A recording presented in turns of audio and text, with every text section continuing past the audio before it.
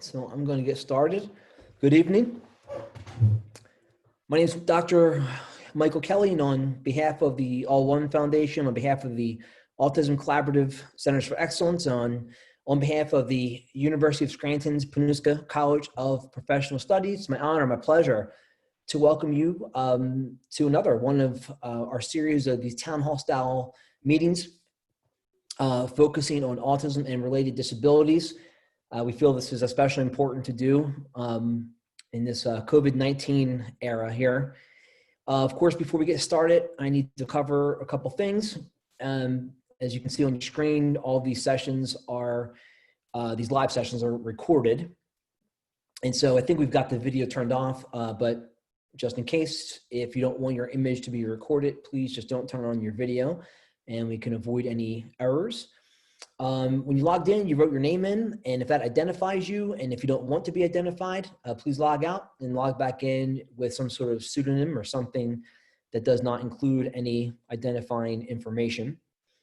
And then when you write in the chat box, you have the choice. You can write to everyone, or you can write just directly to me in a private chat. Regardless, if you don't want to have any identifying information shown to me or anybody else, please don't write anything that would identify you. Speaking of chat boxes, you'll be muted in these sessions, but if you want to communicate with me or the group, you certainly can. You can type in questions or comments. Every once in a while, I will flip to the questions, to the chat box to answer any questions that do pop up through the chat or the Q&A feature. I am excited about that. I would prefer this to be somewhat of a didactic interaction if it can be here. The university makes recordings available at 3 o'clock on Mondays, and so this should show up next Monday at 3 o'clock on the website. I also need to be clear about the nature of these town hall meetings. Now, tonight's is more informational, right? It's an introduction to applied behavior analysis, and so by its very nature, it's not really, it doesn't really have a strong therapeutic thrust to it. But these are meant to be educational and informative, these town halls are. And they're a part of this big picture grassroots efforts here in Northeast Pennsylvania that is meant to connect individuals, parents, caregivers, anyone else who's affected by autism, who serves those with autism and related disorders. And so, yes, I'm a psychologist and I'm a board certified behavior analyst, and the other professionals who present in this series do engage in therapeutic relationships as a part of their profession. These town halls are not therapeutic relationships, right? So I'm here to provide tips, tricks, information, education, above all, hope for the future. And like I said earlier, I am prepared to talk about this introduction to applied behavior analysis for the entire 45 minutes, but I'm happy to entertain any questions, discussion points, or anything like that.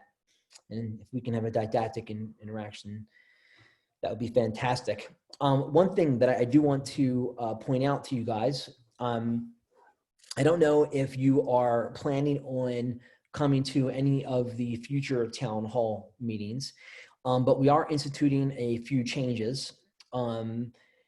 And one of the changes is that we're going to start inviting some professionals to either spend the entire 45 minutes with me or with Dr. Gadare in the town hall meetings or for parts of it. I'm real excited that I've got two people lined up for our facts and fictions of autism. I've got a medical doctor who's going to come in and give some insight to the medical aspects of facts and fictions of autism. I'm going to cover some of the ones that are real obvious, some of the ones that maybe are not so obvious and not controversial. We might even cover a few controversial points when it comes to autism. We will see. We're going to let the science lead us, though, and that's one of the reasons why I wanted to bring in a medical doctor who can give us some expertise on that.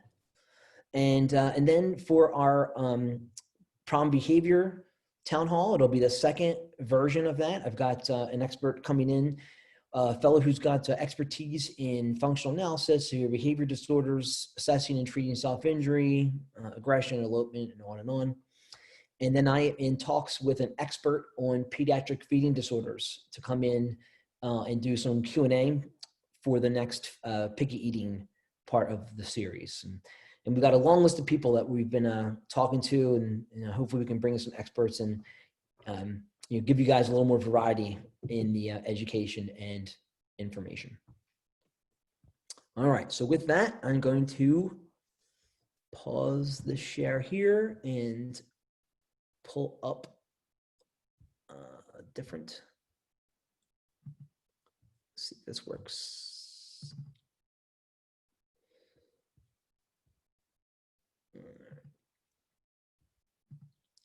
All right, Erin, are you seeing the PowerPoint? Yes. All right, great. So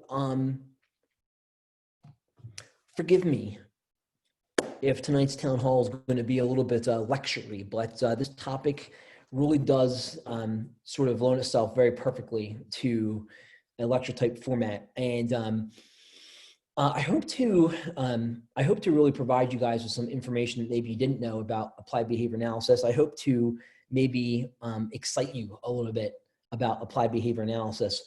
I've been in the field since 1995, and back then it wasn't super well known. In fact, for those of you who are in this town hall right now, who attended or attend now the annual Association for Behavior Analysis International Conventions, they used to be tiny 20 years ago. You used to be able to fit them in a fairly small hotel, and it's grown tremendously for the good and for bad, maybe, right? And so a lot of the explosive growth has been in the application of applied behavior analysis to autism. And that's a really good thing in the sense that, that we have the application of science to autism and the problems that come with autism. At the same time, man, the field's gotten really big and it has exploded really fast, and it's really hard to even keep up with some of the things that are happening. Anyway, I'm going to give you guys an introduction to applied behavior analysis. As I was going over the development of this this kind of PowerPoint here and the information that I was going to give you, it's interesting. I really struggled with what to pick because applied behavior analysis is quite diverse. It is its history is would take a long time, more than just 45 minutes to really go through it thoroughly. And so I sort of cherry picked a lot of the important historical things that led to the development of applied behavior analysis.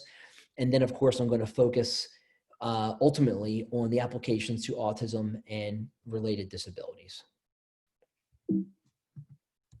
Oops. Okay, so first of all, applied behavior analysis does not stand alone, right? So behavior analysis is really comprised of three major branches.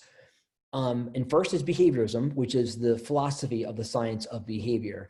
In fact, in Skinner's book about behaviorism, like one of the first couple sentences describes behaviorism as the philosophy of the science of behavior. And so there is a philosophical component to behavior analysis. It's really its own area of study. And in fact, if you've ever heard the words radical behaviorism or methodological behaviorism, and perhaps that was something you heard about in one of your intro to psych classes, that's where you're really going to find a lot of that information in the behaviorism and the kind of the philosophical arm or branch of behavior analysis. The two other branches that are probably more in people's faces, right, because it's more where the research and the application is and first of all, in the experimental analysis of behavior, or EAB. And this is where the basic research in behavior analysis really lies. And so there's a distinction we can draw, and it's not always really black and white, but there is a distinction we can draw between basic behavior analysis and applied behavior analysis. And in general, basic behavior analysis has a purpose, and it is discovery, right? It's discovery of basic principles for the sake of the discovery of the basic principles. Many times, maybe even most often, the research is conducted not with an eye towards ultimate application, but rather discovery of basic principles. Think about a basic researcher in biomedicine or in chemistry who's engaged with research at the level of molecules, of testing different agents in a petri dish, right? Maybe they're working towards medication. Maybe they're going to work ultimately towards some application, but they're looking for a discovery on some basic principle level. Sort of on the other end of this, and it's not really a other side of a coin. It's more like the other end of a continuum is applied behavior analysis. And of course, that's going to be our focus. With applied behavior analysis, we focus on taking those basic behavioral principles and then developing technology for improving behavior. The linchpin, right? The hallmark, the key component of applied behavior analysis is that we're focusing on topographies of behavior or forms of behavior that are important to society, right? We're not interested in arbitrary behavior. We're not interested in changes for the sake of changes. We are interested in change in behavior for the improvement of the human condition. We're trying to improve the human condition. And in general, applied behavior analysis can really only be understood in the context of this philosophy of behaviorism and then of the basic research traditions and findings. There would not be an applied behavior analysis without an experimental analysis of behavior.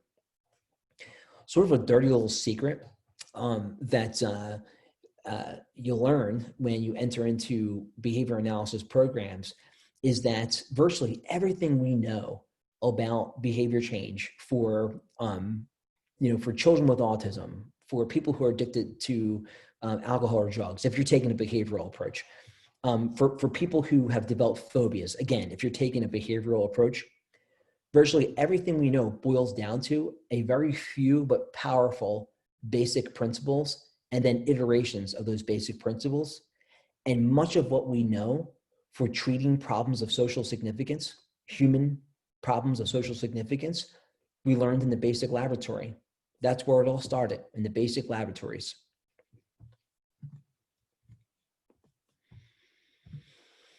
Applied behavior analysis is though its own science. And in fact, applied behavior analysts fiercely defend our status as having our own science, as separate and distinct from, related to, but separate and distinct from, say, psychology, right? And I can tell you from firsthand knowledge that there is a common history, that there are many areas of overlap, but they're different. And how do I know that? Well, I happen to be a licensed psychologist, and so my degree is in psychology, but I'm also a behavior analyst. And so I've got a foot in both fields, and I have probably a richer appreciation for how they're similar and how they're different than someone who is just a psychologist, not a behavior analyst, and someone who's a behavior analyst and not a psychologist. And this is a slide where I took one of my slides that I use when I teach my master's classes, in my doctoral classes, and I really kind of I don't want to say I watered it down, but it's really quite a summary slide. And I wish I could go into more detail because I just love talking about it, but I want to get to the application for autism within the context of this 45-minute period here. Applied behavior analysis, it takes a systematic approach for seeking out information and then organizing knowledge about the natural world. Applied behavior analysts collect data, they graph data, they use the graph data to make decisions about the effects of an independent variable on a dependent variable. And when I say effects of an independent variable on a dependent variable, what I mean is the effects of a treatment on a problem, on some problem behavior. We want to know quantitatively what was the problem like before treatment, what is the problem like during treatment, what is the problem like after treatment, in a way that we can be experimentally verified. So nobody's guessing if a treatment worked. No one has to wonder if a treatment worked. You can look at your data and you can calculate percentage increases or percentage decreases and compare that to some criterion that perhaps you set a priori or perhaps it's set by some standard measure. In general, applied behavior analysts, we want to have a thorough understanding of a phenomenon under study. And when I say a phenomenon under study, and this is a technical term, but we're talking about behavior at the level of the response class. What we mean by that is, if we are working with, say, a child with autism, right? we're not studying autism.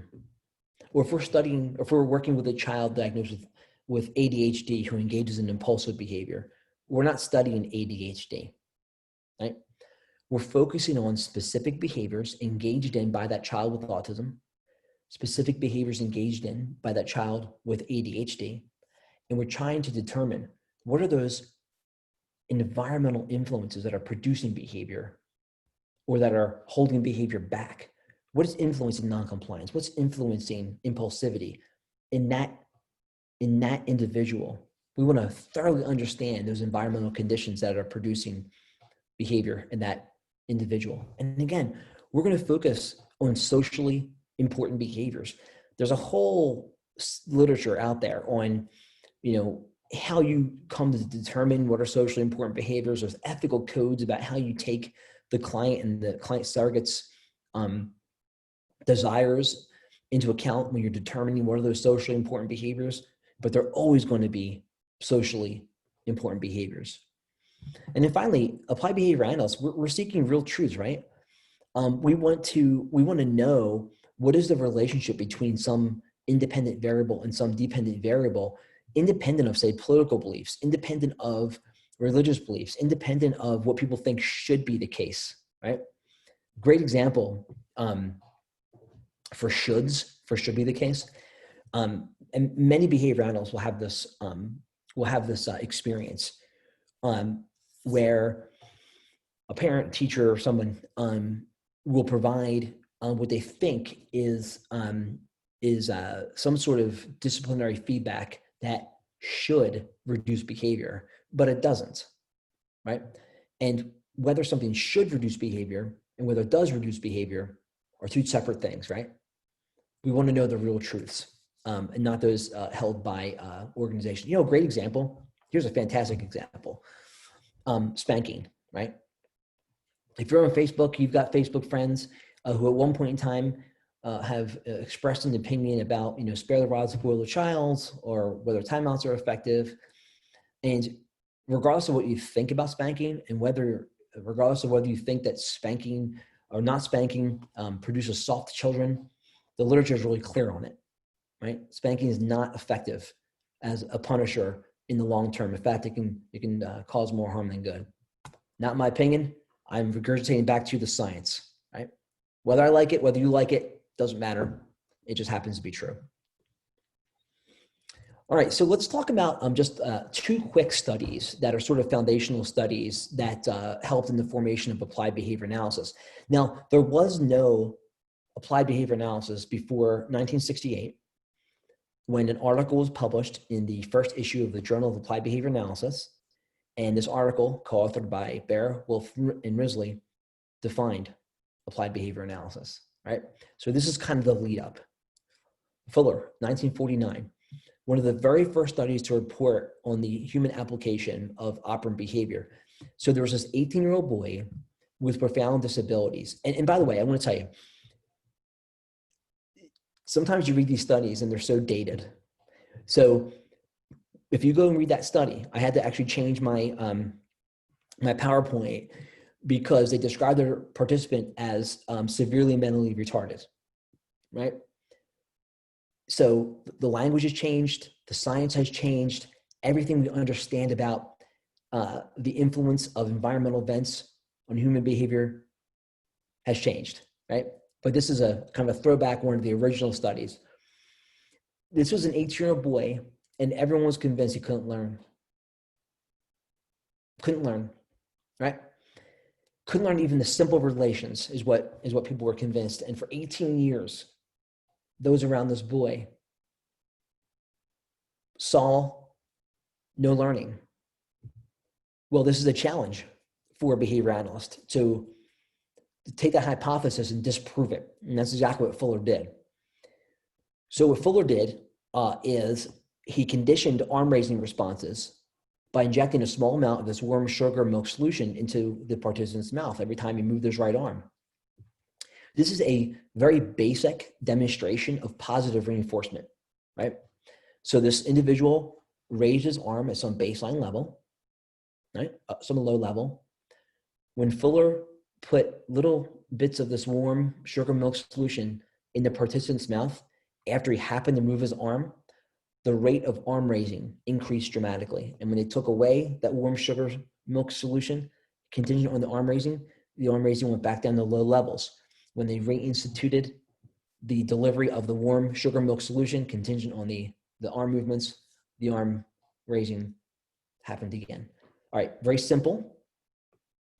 Might even seem pedantic, but this was an actual empirical demonstration of the application of a very basic reinforcement principle on a boy who was within a population that people said were intractably incapable of learning.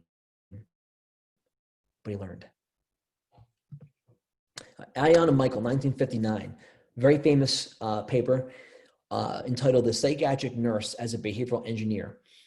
So, it's funny, at my age, I'm like 26. At my age, 47, I've heard of and read about and learned about institutions and the institutionalization of those with severe disabilities, those with schizophrenia, those who engage in severe behavior problems. And of course, there's a big push, legislatively and culturally to shut down the vast majority of those institutions because of their relative ineffectiveness and their propensity for harboring abuse, right? Well, these people, and again, they weren't applied behavior analysts because applied behavior analysis didn't exist formally yet. These people who were behavioral engineers, right? They knew about the basic principles of behavior and they wished to apply them in these novel ways. One of the places they started were in these institutions where a lot of these behaviors like hoarding behavior and the bizarre speech of those diagnosed with schizophrenia and those who probably today would be diagnosed with autism. But we didn't have that kind of language or the testing or the knowledge or the laws, et cetera, to be able to classify someone as having or diagnose someone with autism. They did a lot of their work in these places where, almost literally, I hate to say it this way, but these people with these intractable behaviors were sort of warehoused because there was nothing that anyone could do to fix these behaviors. And what they did is they applied some very, very basic data collection, and they actually had the nurses engage in data collection, and they had the nurses change their behavior in such a way in relation to the patient's behavior to try to change the patient's behavior. What was fascinating about this study is when you read it and they talk about the participants, it was everybody. They didn't just cherry pick 2 or 3 subjects, the easiest ones, the most convenient ones. No, everybody in this hospital. What they found was, and this is not super surprising when we sort of look back with 2020 hindsight with the perspective of prevalence data, but it turns out that the most common environmental variable that occasioned problem behavior in these institutionalized patients was deprivation of attention.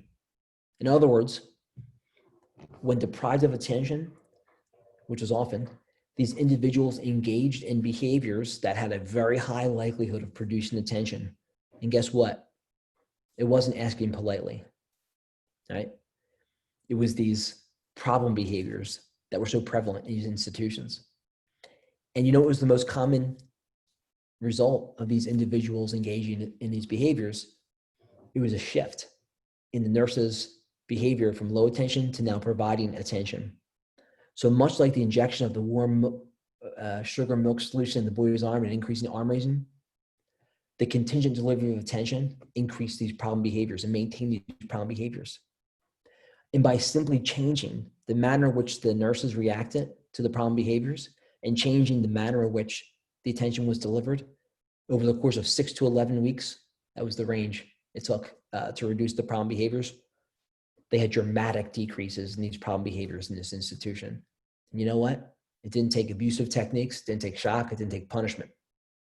simple management of some contingencies relative to the attention of delivery. A beautiful study that is a part of our history, showing the power of changing these environmental variables and having profound effects on behavior. So these types of studies, they really form the basis for this branch of behavior analysis that we later called applied behavior analysis.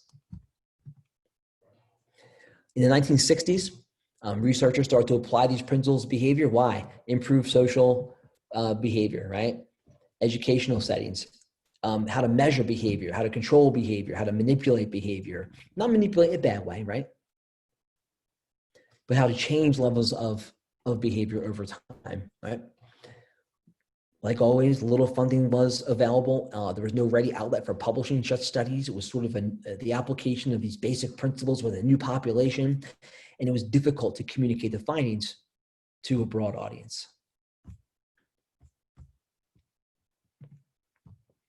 All right, so despite these limitations, this clinical work, because it was clinical work, sort of maintained over time and started to have a huge impact, right? And we started to see these big changes in things like behavioral approaches to curriculum design in educational settings. New instructional methods were developed in general education and special education. Definitely improvements in classroom management. I got to tell you, there is nothing this is going to sound, as it's coming out of my mouth, I'm realizing how incredibly nerdy this sounds, but it is thrilling to walk into a classroom and watch a teacher have masterful control over 18 or 22 or 24 students. When one of my children is in the class and I cannot show masterful control over that one child in my own home. Amazing. And then, of course, generalization and maintenance of learning, right? We want to turn these individuals into excellent students who are learning and retaining that information. So in 1968, in the inaugural issue of the Journal of Applied Behavior Analysis, and again, I didn't get to mention this formally, but there was already a journal of the experimental analysis of behavior. And today it's maintained as the sister journal of the Journal of Applied Behavior Analysis. So in 1958, the Journal of the Experimental Analysis of Behavior was founded. 1968, we now had the formalization of the field of applied behavior analysis. Now look, one of my favorite things to do is to talk in detail about these 7 dimensions of applied behavior analysis. And I love talking about them in detail, but I'm only going to skirt over them. And I'm finally now kind of getting into what is going to be important for the application of applied behavior analysis to issues related to autism, all right? And by the way, these 7 dimensions, it's so funny. Whenever I'm trying to get these students to learn it, they're always trying to find an acronym. Get a cab is their favorite one. But as you can see, if you use get a cab, it gets them all out of order. The way I see it is the very first 3 dimensions of applied behavior analysis are easy to remember because it's applied behavior and analytic. So there's really only 4 you got to memorize, okay? Applied, I already told you about. We focus on problems of social significance, right? Not arbitrary behavior. We're trying to change human behavior in a meaningful way. Second, behavioral, right? This is one of the things that really draws a distinction between applied behavior analysis and then other sorts of therapy fields, right?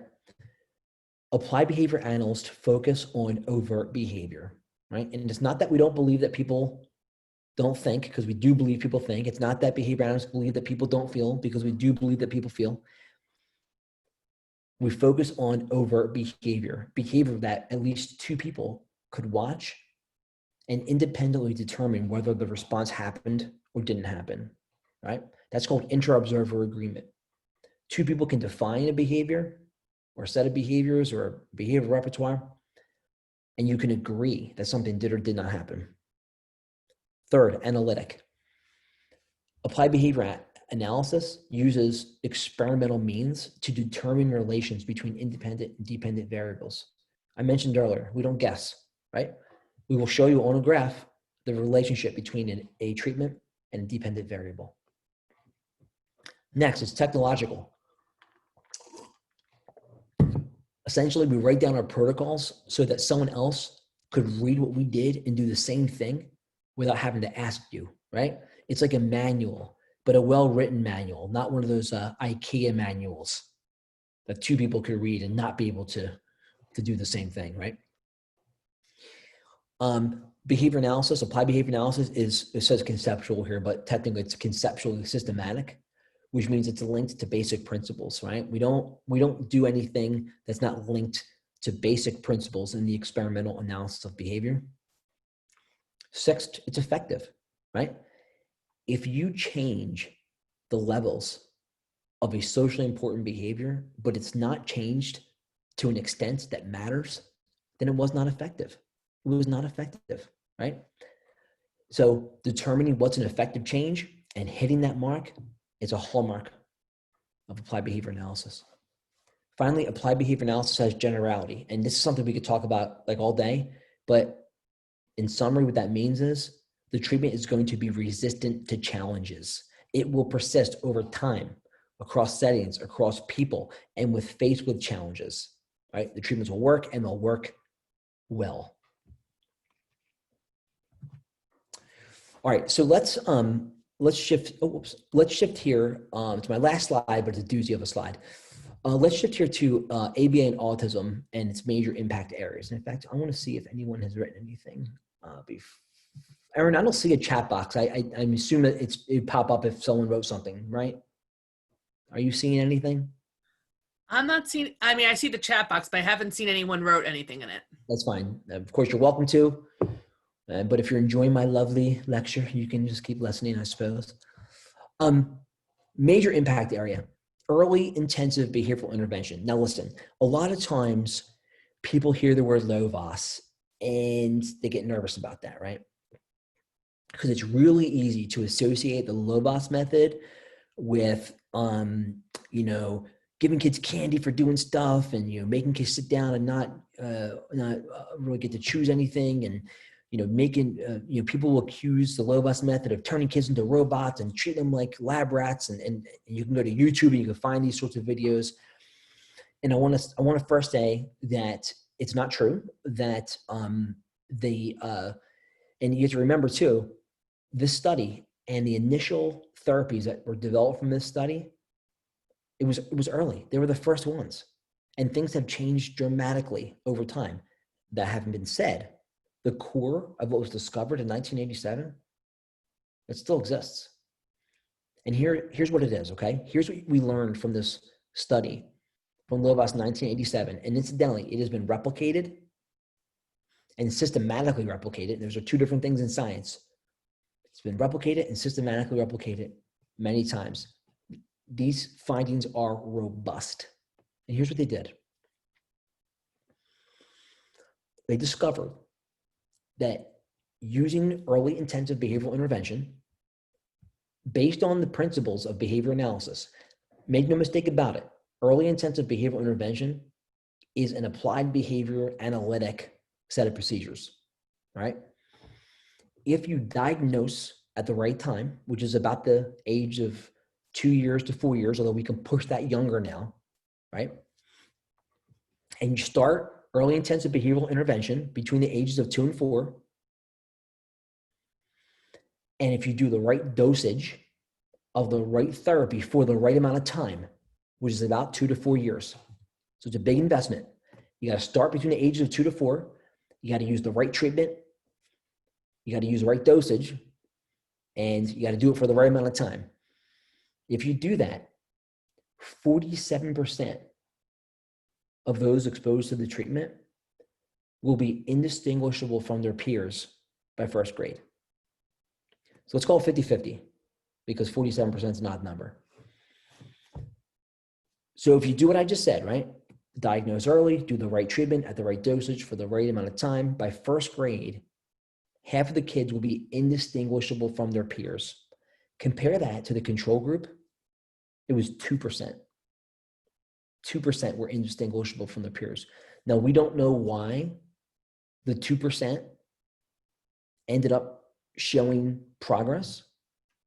And we don't know why the 53% didn't show as much progress as the 47% in the treatment group.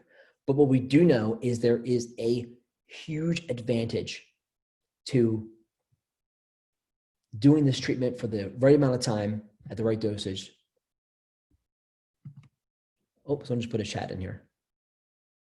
So Laura wrote, what is one way I can implement AB at home with my son to help with obsession behaviors and him not expressing verbally his needs? Hey, Laura, I'm going to talk about some things that might be helpful to you. I encourage you, when this is done, to email Erin, who will get you in touch with our resource list that can help with that. Because like I said, this isn't really a therapeutic session, but I can tell you at some point, I would be happy to help point you in the right direction to get you some help for sure. Okay, so now one thing I want to be real clear about: indistinguishability from peers doesn't mean recovery from autism. Those are two different things, okay? But what this means is these kids were in a general education classroom. They did not need any extra supports, and they were doing schoolwork and had peer interactions that were on par with the children who had not been diagnosed with autism. Here's something else that's interesting too. There were certainly non-responders, like complete non-responders in the other 53%, but there was a large percentage of the children who received the treatment who were still distinguishable from their same age peers, but were still so much better off than children in the control group.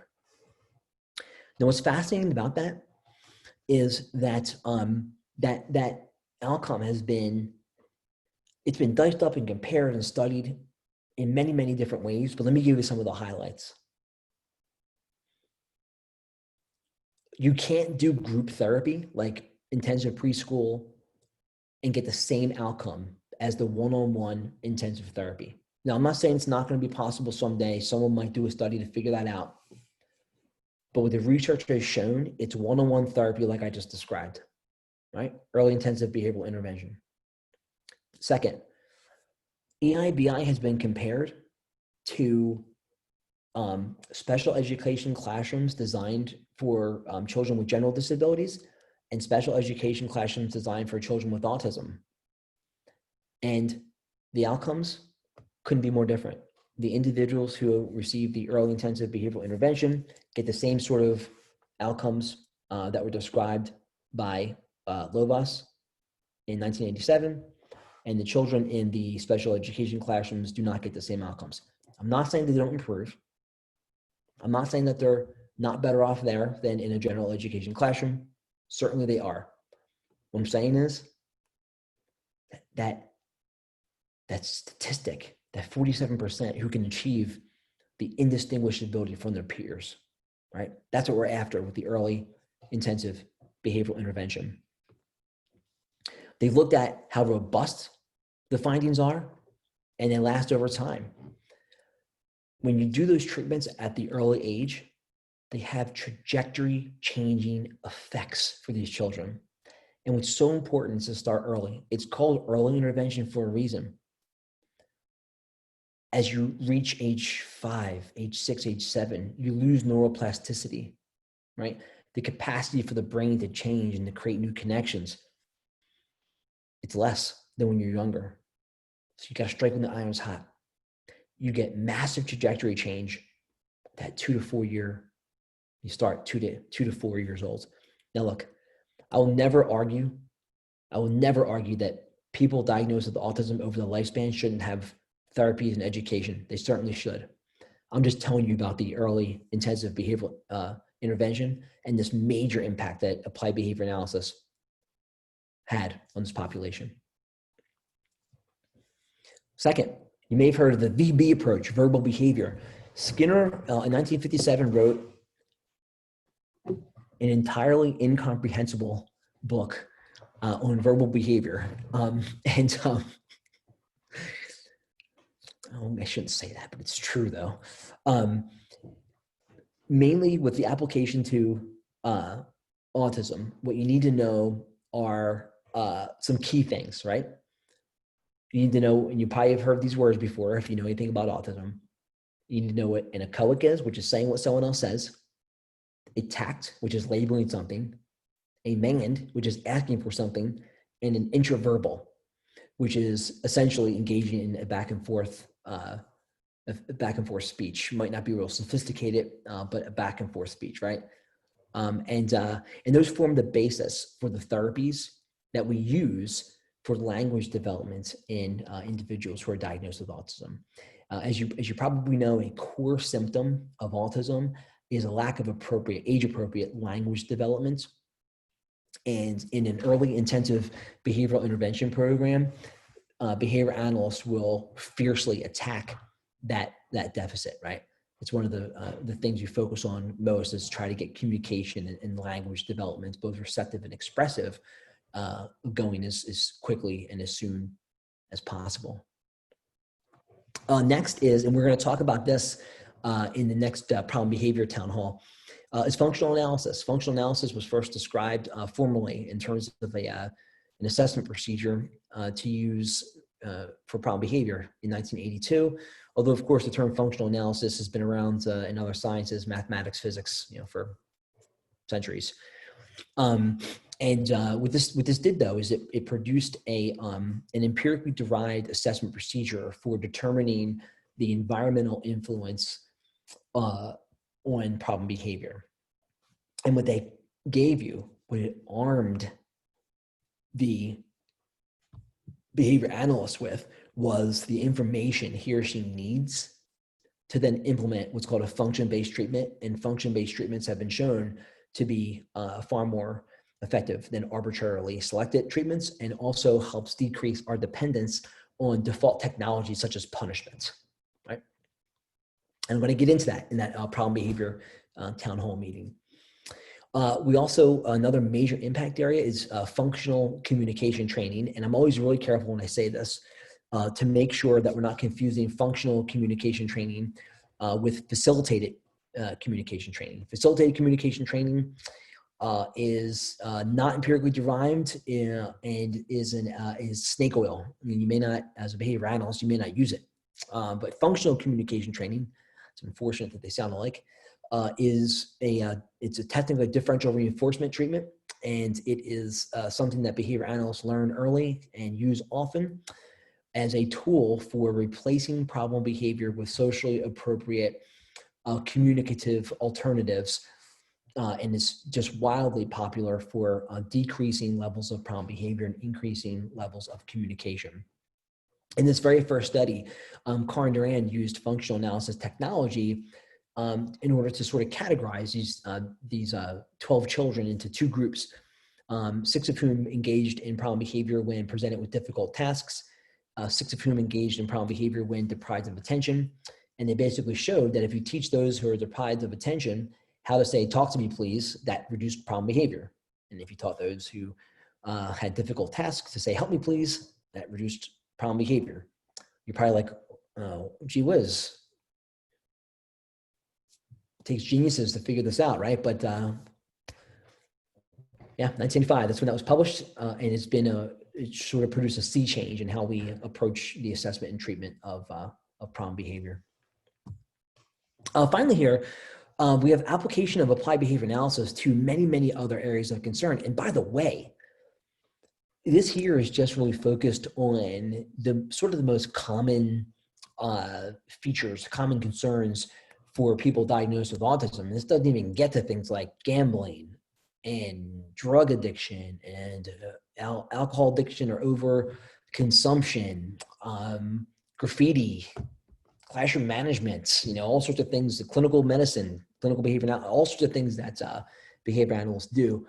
But in terms of the application for those with autism, pediatric feeding disorders, right? Kids who don't eat anything or don't eat enough food or eat, a strange diet consisting of just soft food or just carbs or whatever it is. Severe behavior problems like aggression, self-injurious behavior, elopement, which of course is not running away and getting married, but rather leaving a designated area, non-compliant language development for sure for kids with autism, right? It's a core deficit. And then stereotypic behavior, which is a behavior in which many children with autism engage. With that, we got like a minute left. I first of all want to thank you for attending. It's my absolute pleasure to be able to provide this information. I hope you found it informational. I hope that you found it at least mildly entertaining. If you're interested in some of the other town hall events, please feel free to come to those. If you want to reach out to me or to Dr. Erin Dunleavy for more information at some point in time, please do so. It's a pleasure to host you guys tonight. Thank you so much. And Laura, please reach out to Dr. Dunleavy. We'd be happy to try to help you out. Of course, Chris. Thank you.